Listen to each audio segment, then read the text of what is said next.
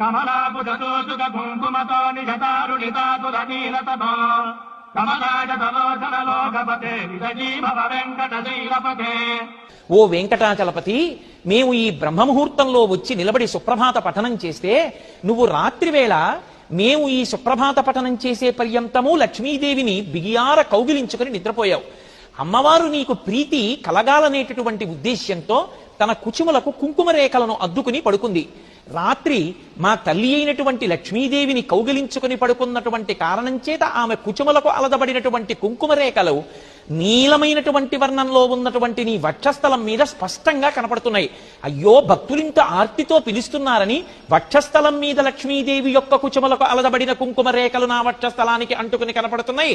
నేను దీన్ని ఉత్తరీయంతో కప్పుకుందామని కూడా చూడకుండా భక్తుల యొక్క ఆర్తితో చేసిన సుప్రభాతాన్ని విని నీవు నిలబడలేక పడుకోలేక గబగబా లేచి బయటికి వచ్చి దర్శనమిచ్చావు. ఆ దర్శనమిచ్చినప్పుడు కమలముల యొక్క రేకులు ఎలా ఉంటాయో అటువంటి నీ కనురెప్పలను పైకెత్తి వచ్చి నిలబడితే నీ వక్షస్థలం మీద ఉన్న ఆ గుర్తులు మాకు కనపడుతున్నాయి.